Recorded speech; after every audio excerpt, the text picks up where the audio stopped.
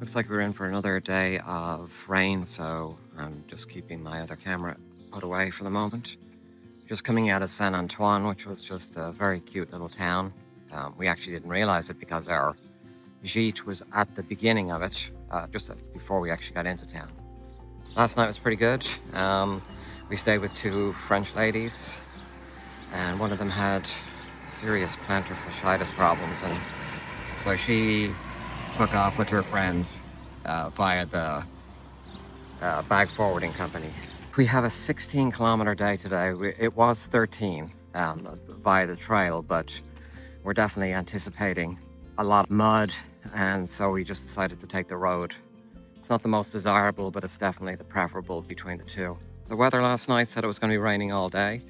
At the moment, it looks like it's not.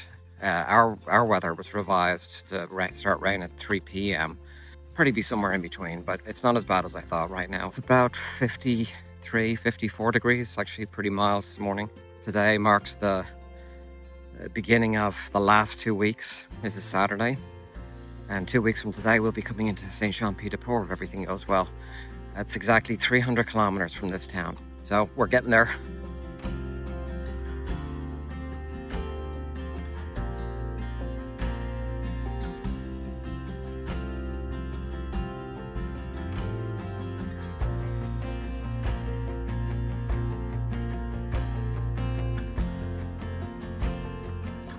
In our quest for a place to sit and rest, we came upon what I expected to be a completely nondescript town, but the ruins of the church made it really interesting.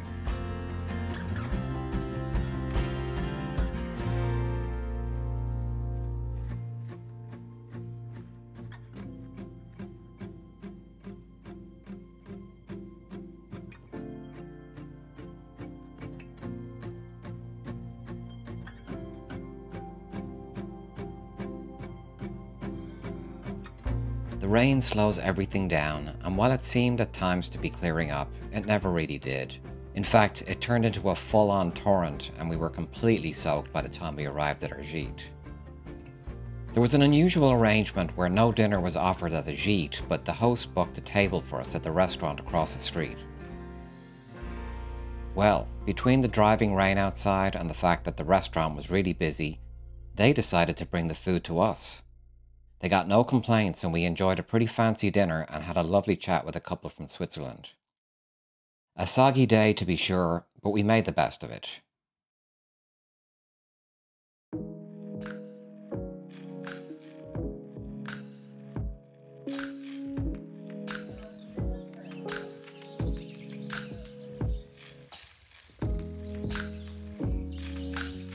We met a Swiss couple that were doing this in stages.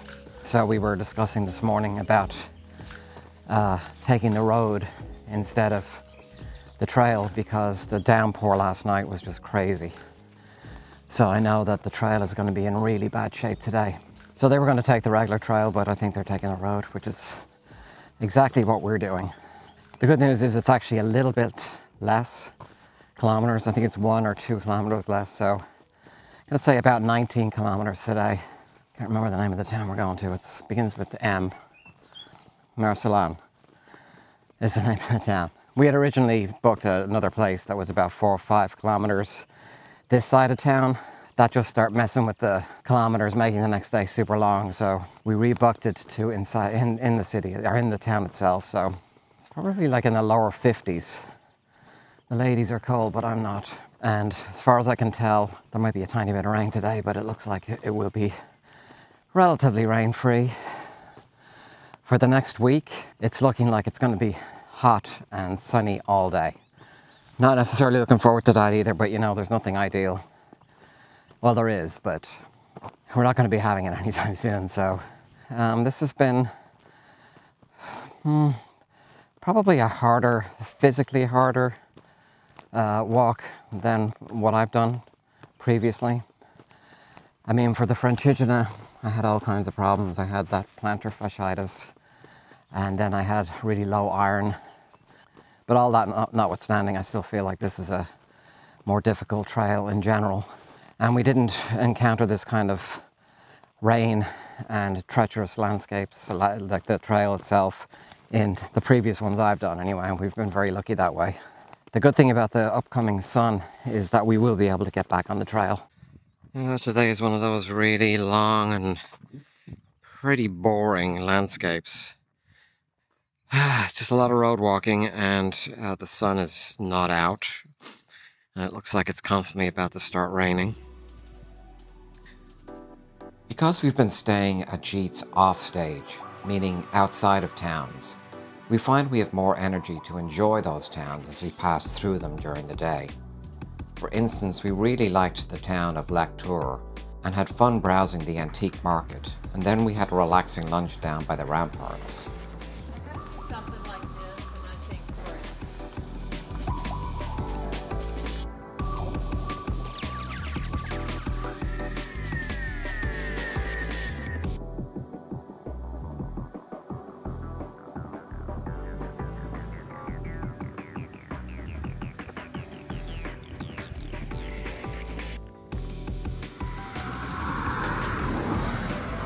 Color of that water.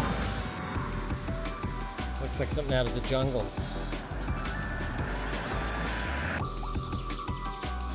That's right, it's all about you right now. All about you.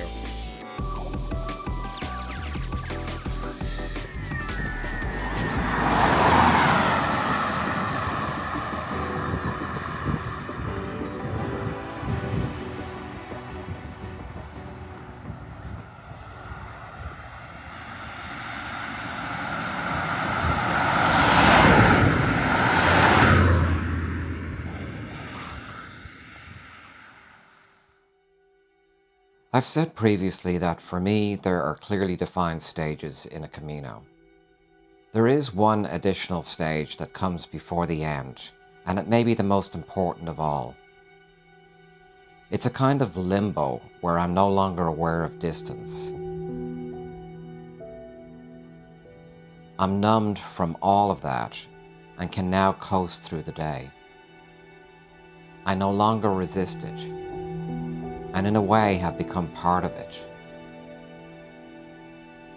This is the place I strive for the most.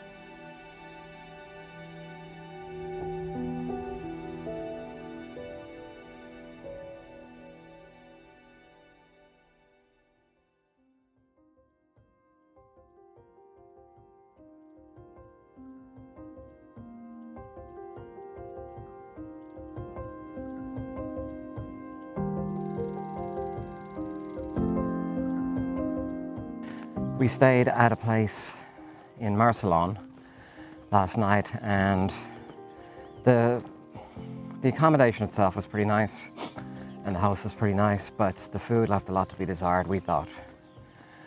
She seemed to be a little bit overworked, the host.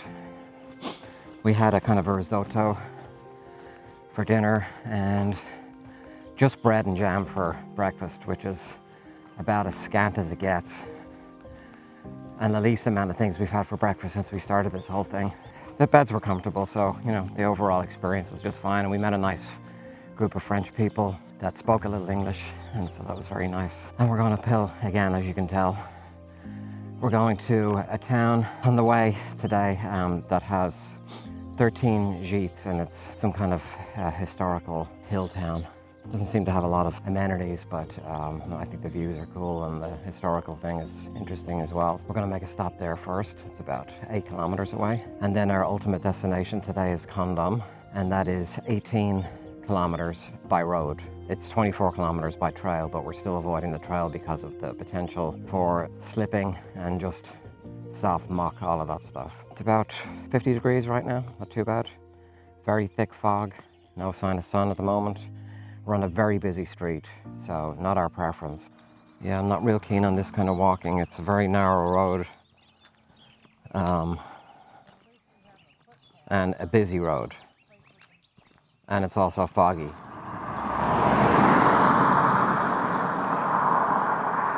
A little precarious on this skinny little road in the fog. La Romeo has many attractions, including a church, cloisters, abundant gîtes, and a rather unusual curiosity.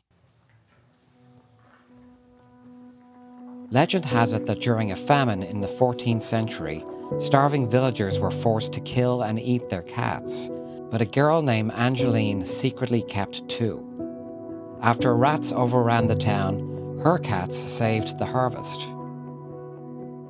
In the early 1990s, a local artist named Maurice Serrault created a series of 14 cat sculptures to bring the legend to life and give the village a unique cultural symbol.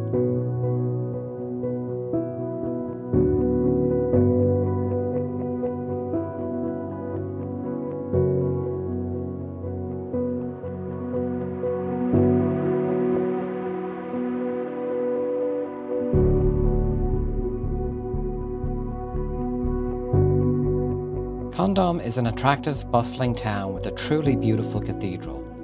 As we arrived, the sun finally peeked out from behind the clouds. We had lunch at a nearby restaurant across from the cathedral, and that evening had yet another fun night of good food and conversation.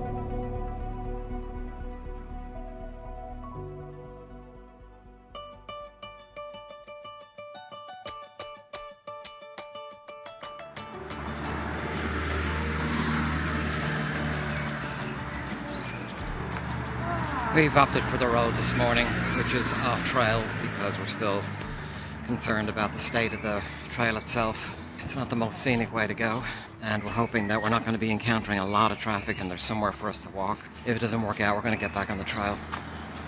The first town that we're going to is another historical town. It's about 6 kilometers away, so we're heading out to that first. Really, we're just assessing the state of the traffic here, and you can hear it's pretty loud. So after a few days of asphalt walking, trying to avoid all the muck on the actual trail, and dealing with traffic, it's definitely not the most optimal way to travel on the Camino or on the VP, but it was kind of necessary for us because the mud it can be pretty treacherous. And it slows us down dramatically as well, plus it just destroys our shoes. So there's many reasons why we decided to do it that way, and we're happy with our decision. But out of Condom, we decided we'd go back on the trail and take a look at the state of it. There was supposed to be sun all day yesterday, but the fog didn't really lift till about 1. So not a lot of time for the sun to take effect, but today it's all sun. It's going to be in the upper 70s, I think, 76 maybe.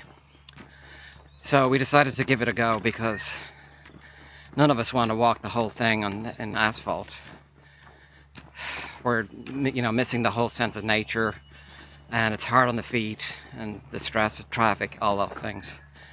So, what is the name of the first town? Do you remember? Today? Yeah. No.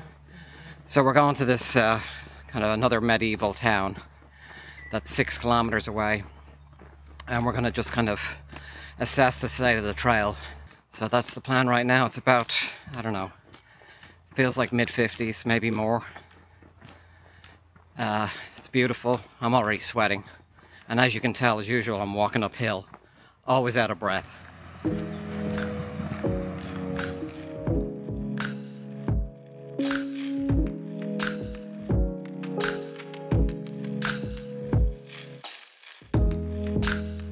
Could the heavy rain now be a thing of the past? Because the sun transformed not only the landscape, but our collective moods. It can't be overemphasized the influence that weather has on our spirits. It's proof that only by contrasting the good with the bad can the true depth of this journey be understood. That's right.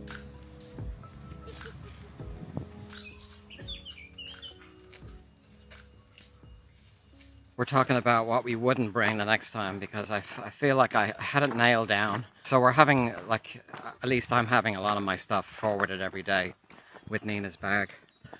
And I wonder what of that I really didn't need. And I just haven't taken the time or haven't had a chance to kind of spread everything out and say, I can, 2 of these containers, I could put all that stuff in there and never take that again. Part of my problem is I don't even know everything I have. So But I know I have too much stuff, for sure, because even the stuff I'm carrying on a daily basis is enough for me to carry. So, and you know, part of that is like food. You know, we buy crackers and cookies and Tuna. all that tuna, and that's all kind of carried with me every day. Guess I should start eating it. Yeah, I love peanuts, but man, I don't necessarily want to buy those big bags because they're a ton weight. So yeah, anyway, it's an interesting question because I really feel like I have way too much stuff. I bring 3 sets of clothes and then my fuzzy pants. And I do have legging type, I mean, whatever they're called for warmth, which are great for in the sheets at night. But now that it's warmed up, I could ditch them, but yeah, not gonna. Wow. What you got? Pilgrims. Oh, behind us? Yeah, we like the wind. I've found that the most effective way to pass the time during these long afternoons is to get lost in conversation. There's never a shortage of things to talk about. Even the most disparate of people can come together as fellow pilgrims. That's one of the many things to love about this experience.